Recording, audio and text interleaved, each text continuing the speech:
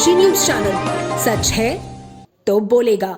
वाराणसी के संपूर्णानंद संस्कृत विश्वविद्यालय के संस्कृत विद्या विभाग की ओर से भारतीय ज्ञान परंपरा के महान मनीषी एवं धर्म सम्राट स्वामी करपात्री जी महाराज द्वारा रचित कालजयी ग्रंथ मार्क्सवाद और रामराज्य की समसामयिक प्रासंगिकता पर राष्ट्रीय संगोष्ठी एवं व्याख्यान विमर्श का आयोजन विश्वविद्यालय के योग साधना केंद्र में किया गया।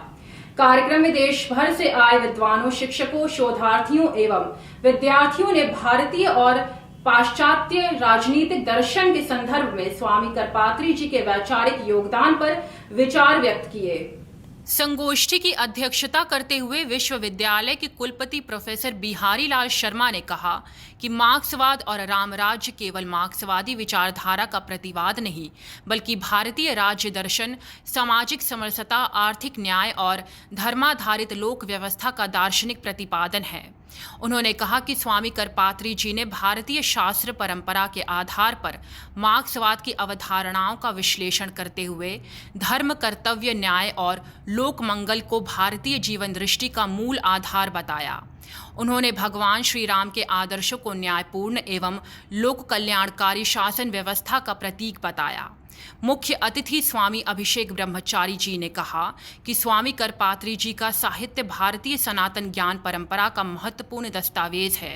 उन्होंने भगवान श्री राम के जीवन को धर्म, मर्यादा और लोक कल्याण का आदर्श बताते हुए समाज से भारतीय सांस्कृतिक मूल्यों को अपनाने का आह्वान किया। उन्होंने युवाओं से भारतीय मनीषियों के मूल ग्रंथों का अध्ययन कर राष्ट्र और संस्कृति के संरक्षण में योगदान देने की अपील की। मुख्य वक्ता एवं युवा चेतना के राष्ट्रीय संयोजक रोहित कुमार सिंह ने कहा कि स्वामी करपात्री जी ने अपने ग्रंथ में मार्क्सवाद के आर्थिक, सामाजिक और राजनीतिक पक्षों की भारतीय दृष्टिकोण से समीक्षा की है। उन्होंने कहा कि राम राज्य की अवधारणा आज भी जनमानस में प्रासंगिक है और यह न्याय, सामाजिक समरसता, नैतिक मूल्यों तथा लोक कल्याण पर आधारित आदर्श व्यवस्था का प्रतिनिधित्व करती है। कार्यक्रम के संयोजक डॉक्टर रविशंकर पांडे ने स्वागत भाषण देते हुए कहा कि यह संगोष्ठी भारतीय ज्ञान परंपरा के पुनर्पाठ और राष्ट्र केंद्रित वैचारिक विमर्श को नई दिशा देने का महत्वपूर्ण प्रयास है। मार्क्सवाद और राम राज्य, इसकी परिकल्पना का हमें दर्शन करवाया।